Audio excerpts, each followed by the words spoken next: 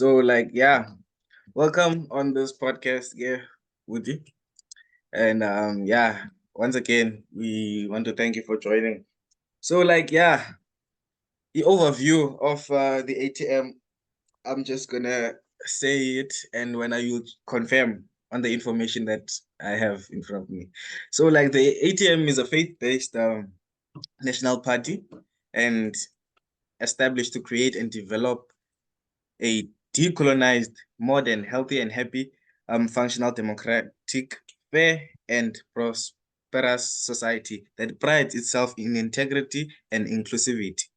Today, we are joined by the party's president, Mr. Vuyolwethu Zungula. So, is that correct?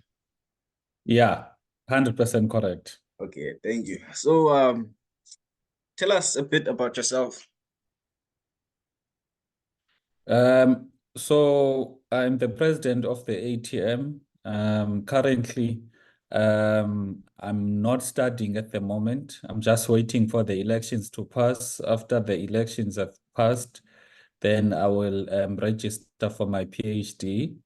In Parliament, I'm a member of 4 committees and then an ultimate member of other committees.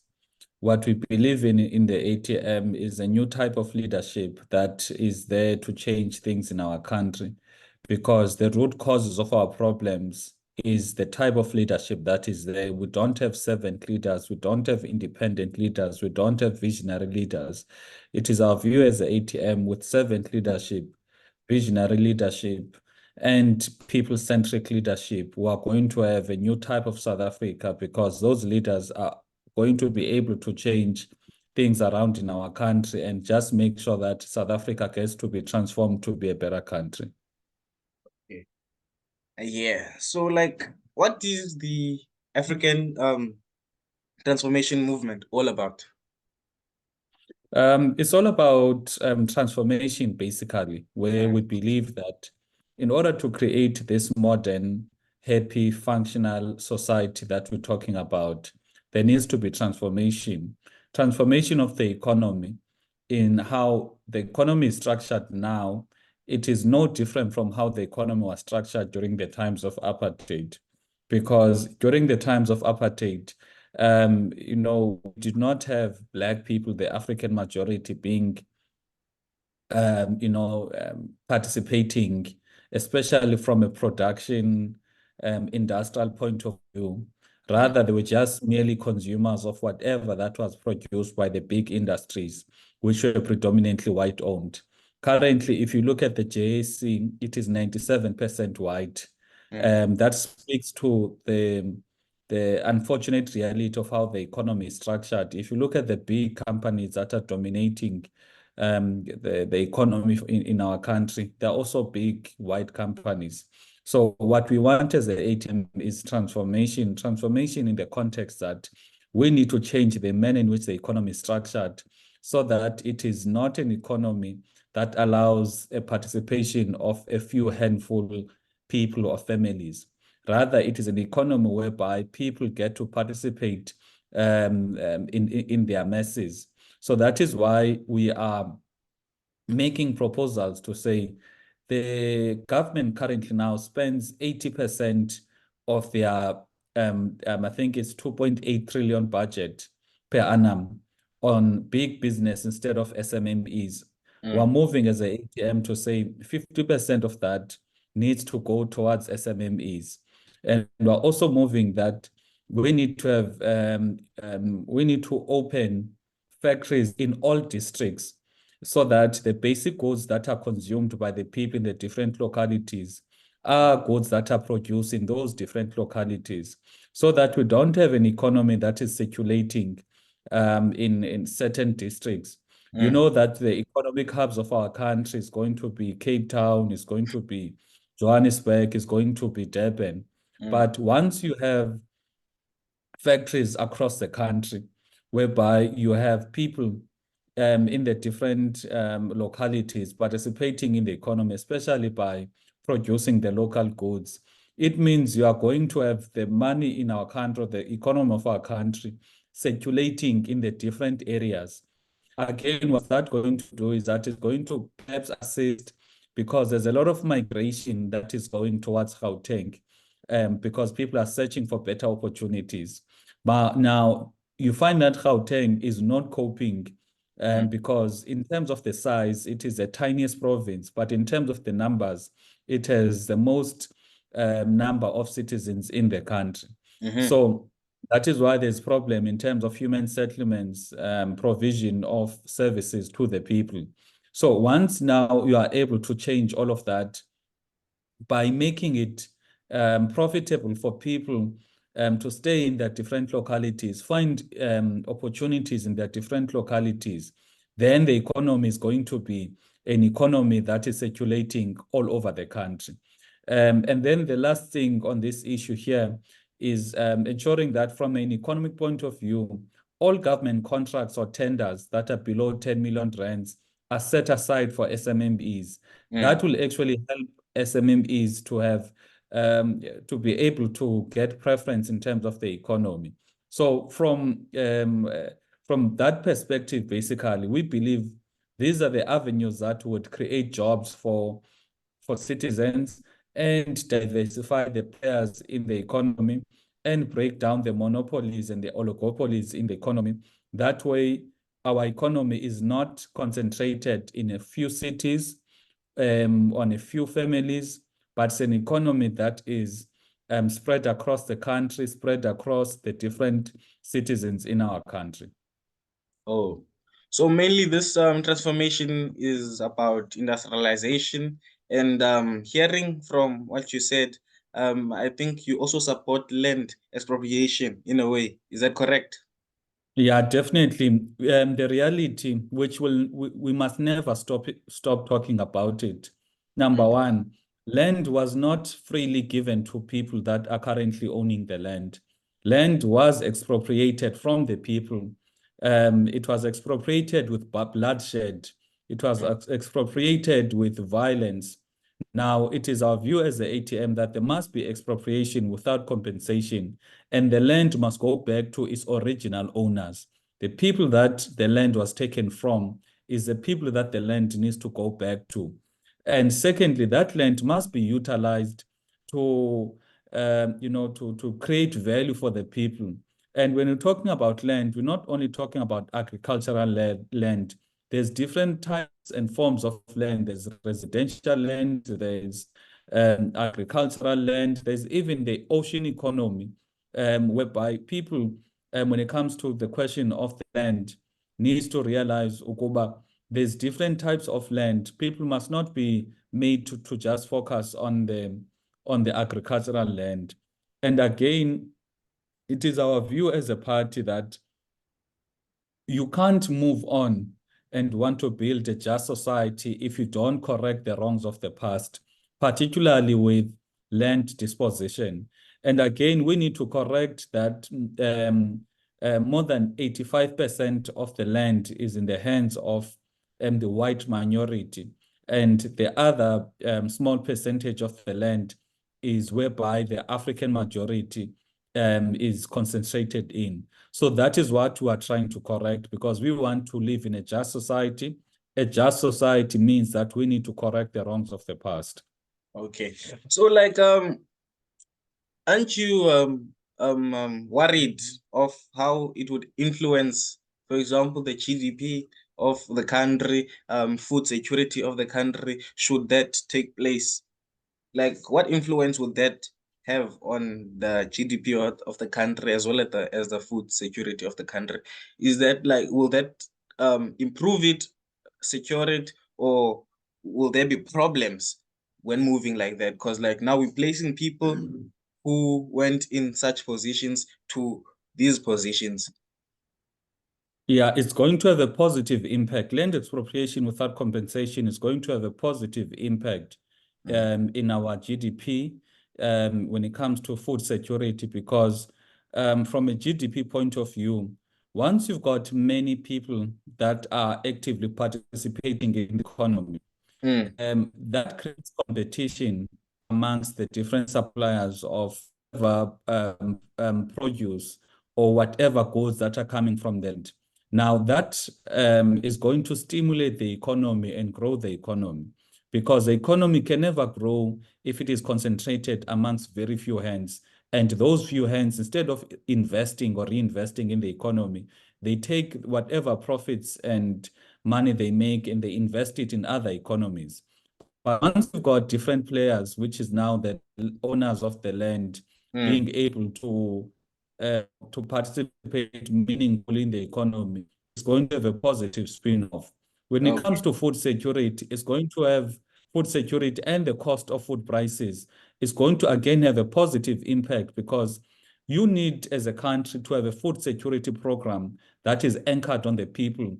When we're saying the people, we're saying the majority or the masses of the people, not have a case whereby the food security it is anchored on a few farmers, because few farmers, like we saw during the times of the building of the stadium for the FIFA World Cup, there was collusion of prices there. There was collusion of companies whereby they fix prices, because few people are able to fix prices and they charge more than ordinarily what the market demands.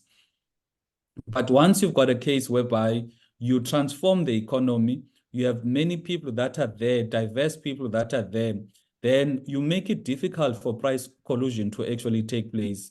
So that is why land expropriation without compensation is going to boost food security, because you've got masses and various people across the country that are contributing towards food security.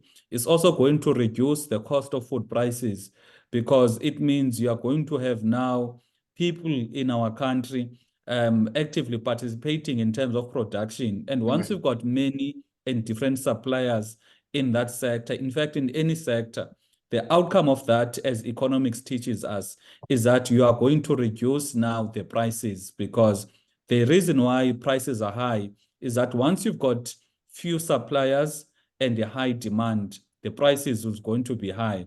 But once you've got more or an increase in suppliers, regardless of the demand, but the prices are going to go down. So that is what we're looking at. That is why we are very adamant as a party that land expropriation is going to have widespread benefits for our country and our people.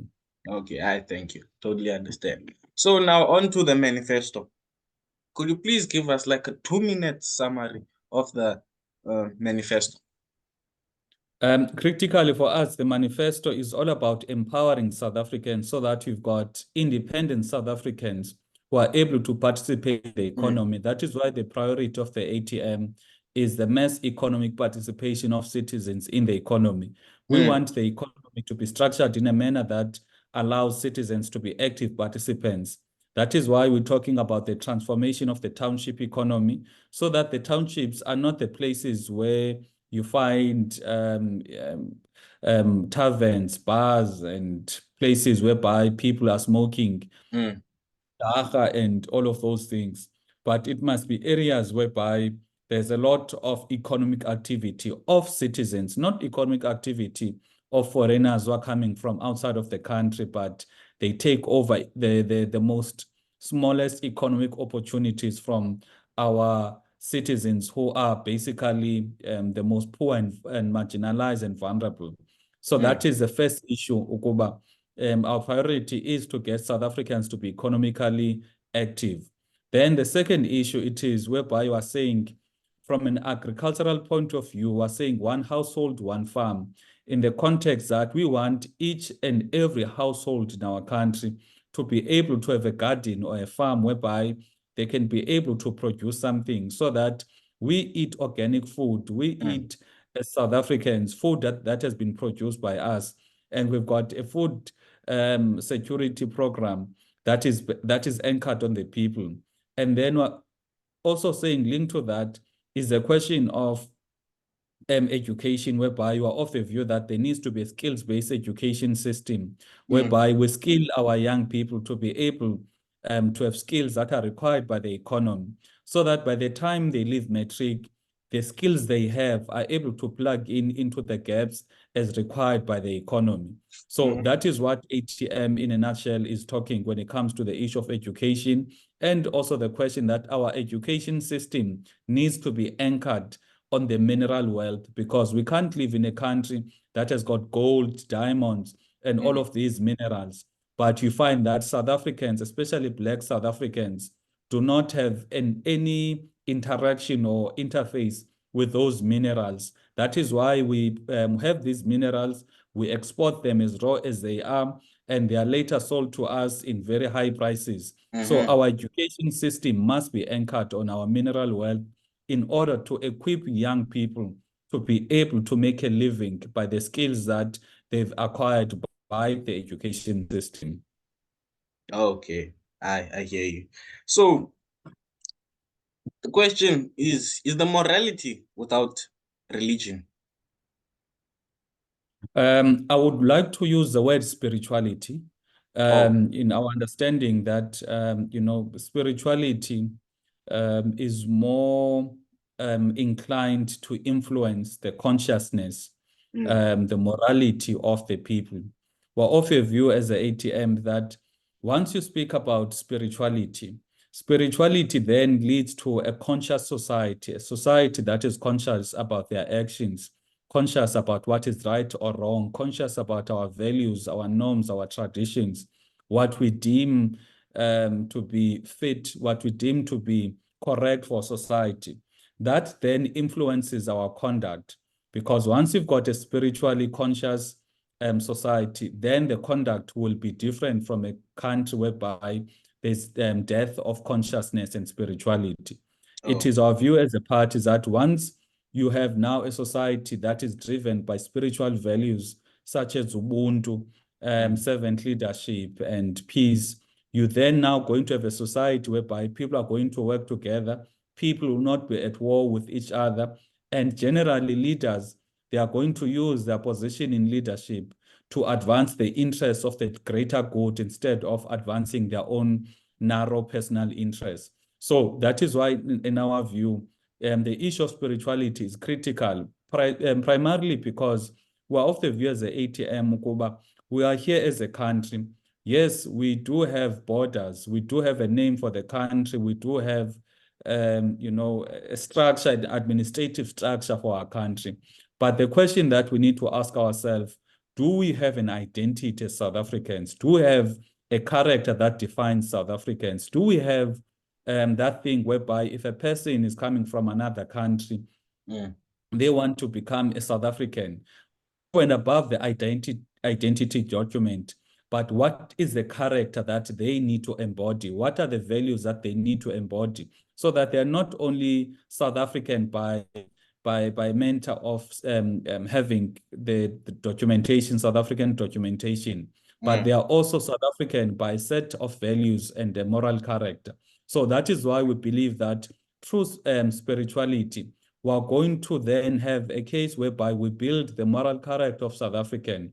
South African must be defined by resilience, must be defined by hope, must be defined by peace, must be defined by Ubuntu, must be defined by integrity, must be defined by servant leadership. Those are the values, amongst others, that we as a party believe once South Africans are able to embody these values, we would have a proper, functional, happy society. Because, the reality is that once you talk about a country, you can have all of the resources, whether it is land, the economy, etc. But if you lack the mental or the moral character of South Africans in order to be able, once you lack the moral character, then you're going to have South Africans that are at war with each other. That is why the crime rate is so high, because we lack peaceful means in order to deal with our problems. The reason why okay. corruption is so high, it is because we lack Ubuntu that will actually guide us. So that is why it becomes important. Oh, I totally hear you.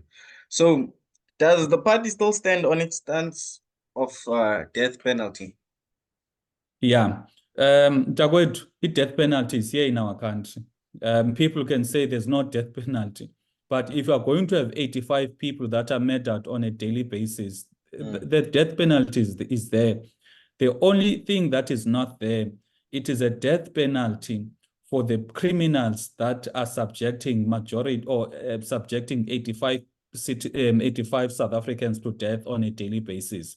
So what we're calling for is the ATM. Let's not only have a death penalty for law-abiding citizens. Let's also have a death penalty for the criminals that are killing and raping innocent South Africans. Okay. So like now, how does that contribute to spirituality or Ubuntu or even Christianity as your party is based upon?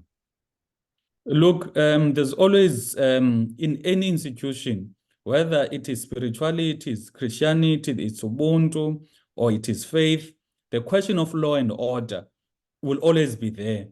Now, what people are misunderstanding is that you cannot have a state whereby there's no law and order. There's just free will where people can do as they please, and people are not held accountable by their actions. There's no appropriate punishment for their actions. If I can remind you, back in the day, even before South Africans or South Africa was colonized, pre-1652, there was ikumkani that were having kingdoms in our country. And for some of the crimes that were there, the appropriate punishment was a death penalty, because it was a penalty that was imposed on the people that were continuously terrorizing the communities. You come to South Africa today, you've got so many people that are terrorizing communities. However, those people are not met with the appropriate punishment. So what we're saying as the ATM is that the law and order is central when you want to build a just and safe and happy society, because we're not happy now. Even yourself in that studio, you are worried that your equipment might be stolen. You are worried that there could be someone who could come azokupaka up, and like you're not even sure Koba, they are going to take your life. So you're not happy. But trust me, there's nothing that criminals fear than being held accountable. So, and being held accountable, it is when a criminal is given a taste of his own medicine. So that is why it's critical that we introduce a justice-based capital punishment system in order to hold the criminals accountable for their criminal conduct.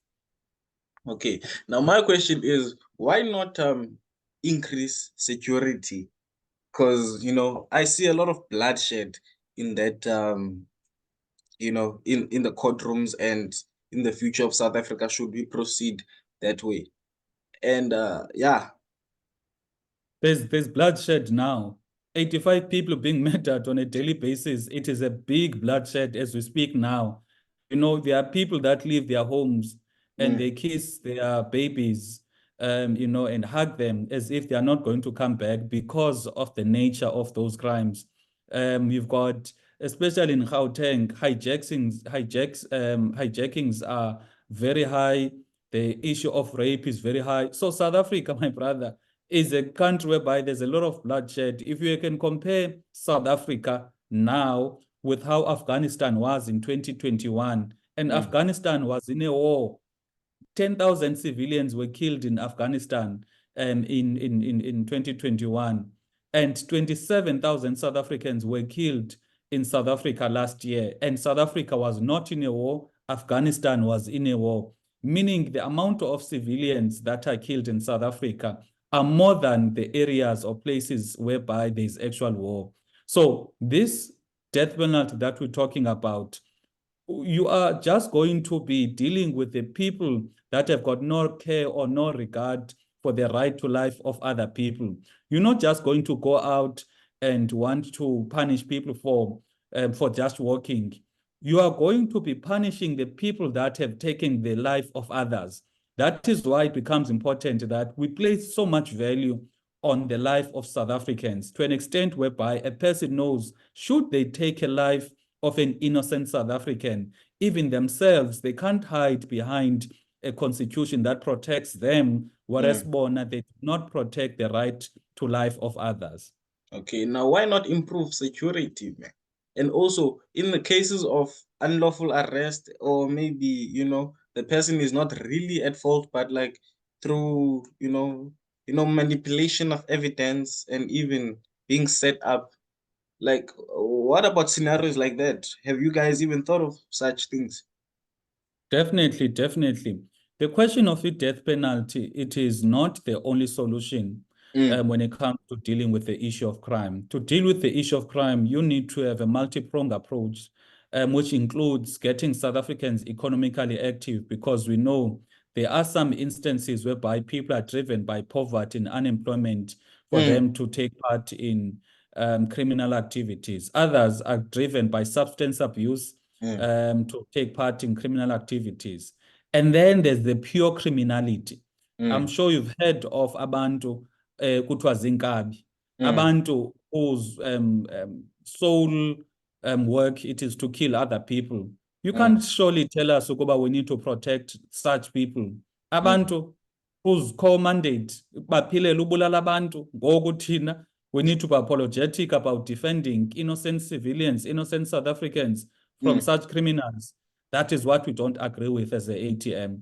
And we're also saying that there needs to be improvement in terms of police visibility, whereby you are saying that more Yes. police reservists need to be employed to Mm, boost police visibility, to increase the ratio of police to citizen, and mm. also train those policemen correctly so that they are able to investigate cases, make sure that they do not tamper with the evidence in accident scenes, so that whatever arrests they make do lead to actual convictions. Because one of the problems that we have now is that, yes, people are arrested, but there's no actual conviction because of lack of evidence. The proper procedures were not followed. So that is why there needs to be proper training um, um, uh, of the SAPS, Okay. So, including the question of ensuring that amapolisa are well paid so that they are not made to believe ukuba they need to work with criminals in order to sustain their living. But mm-hmm. over and above that, there are instances whereby you've got people that are just pure criminals and they just live ngokubulala abantu. I'm sure you remember how 14 people were killed in a tavern in Soweto. Criminals walked in there with carrying big guns. They just shot at people. 14 people died in one spot. You Yes. can't possibly tell me ukuba such people, they need to be protected. Such people need to be dealt with harshly by our law, so that we send a very strong message about we are not going to be tolerating the taking of life of innocent and law-abiding citizens. Understood. Understood, sir.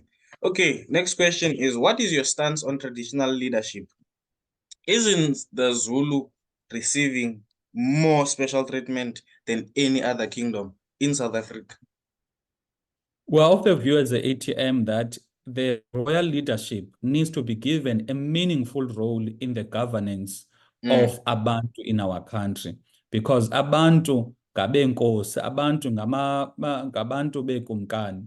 So it mm. becomes important ukuba they are not given a ceremonial role whereby it appears as if they are valued, whereas they are not valued. When Mm, you go to other countries, you find that there are some executive decisions that cannot be taken without the blessing of the monarch that is there. But mm, come to South Africa, you find that the powers and the contribution of the monarch are being diminished on a daily basis. We're of the view that that needs to change. Instead, the monarch in our country, the royal leaders in our country need to be given a meaningful role. They need to contribute towards the development of our country. And all of that must be legislated. It must not be as if there's a favor that is being done. There mm, must be actual laws that assign certain powers to amakumkani etu. And that is, in a way, into that will bring about stability. And there needs to be equal treatment of amakumkani mm, across the country, whereby zonke ikumkani in our country are afforded the same privileges from government. They're afforded this very same resources from government, so that they are all are able to equally develop their respective communities, because ikumkani yabantu. So whatever resources that are given to ikumkani is not for ikumkani okanye inkosi personally, because inkosi yabantu. You remember back in the day, abantu used to take 10% of whatever produce that they had to enkosini. Inkosi, because inkosi yabantu, they would take ezo 10% okanye izishumi ezivela ebantwini with the sole objective of ukunikela okanye ukunikeza amakhaya angathathi ntweni. So that is what it becomes important when it comes to assigning resources to our royal leaders, because royal leaders do not exist for themselves. They exist on behalf of abantu babo. Okay. So are you confident of parliamentary return? We're confident of not only returning, but significant growth of the ATM.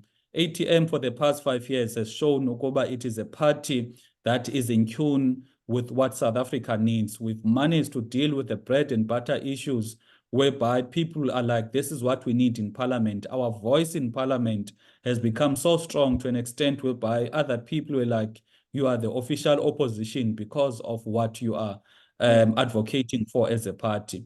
So ATM is definitely going to grow. We just want to encourage South Africans to go on the 29th of May and vote ATM in order to improve the quality of their lives.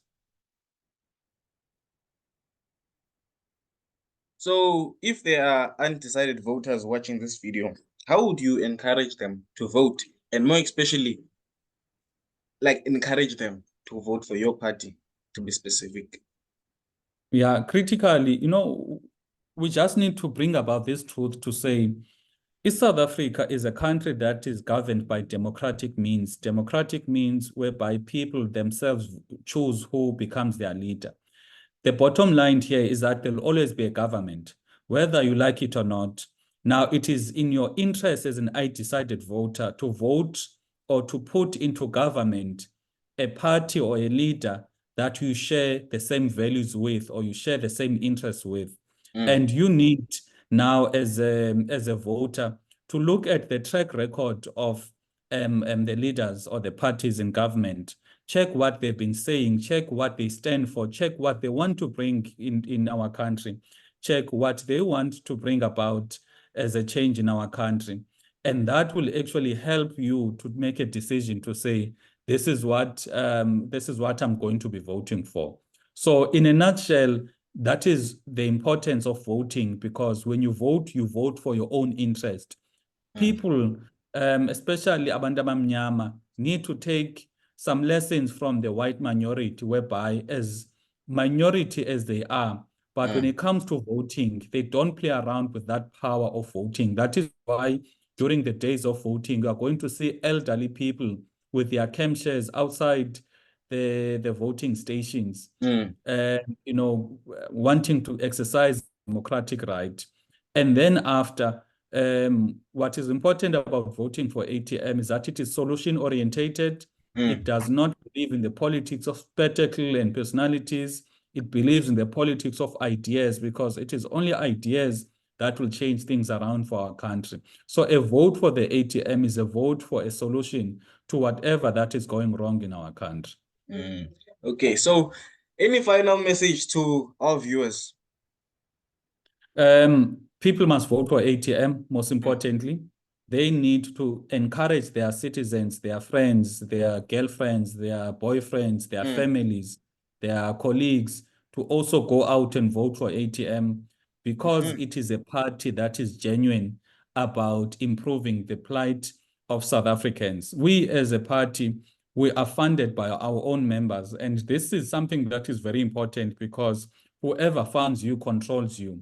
If you are funded by beneficiaries of the current structure of the economy, definitely you will not want to advocate for any changes or transformation into the economy, because the people that fund you are the ones that benefit in the manner in which the economy is structured.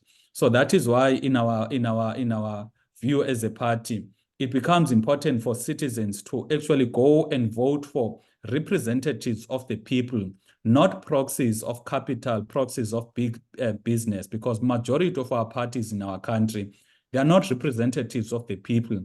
They are representatives of those who fund them, and those that fund them are the ones that benefit from how the economy is structured. And if you look at the nature of the problems and the status of our country with the highest unemployment rate, highest inequality, highest youth unemployment, highest rape, high crime rate, you need to have a case whereby you have fundamental transformation of the economy, not just cosmetic changes into the economy. So that is what ATM is offering, fundamental changes into the economy. Okay. I really want to thank you for ixesha lakho, Tata, and I do wish the best for the political party, the growth, and so forth. And interview yethu ends there. And yeah, nothing but the best forward. I thank you. Thank you. Enjoy your day further. Thank you.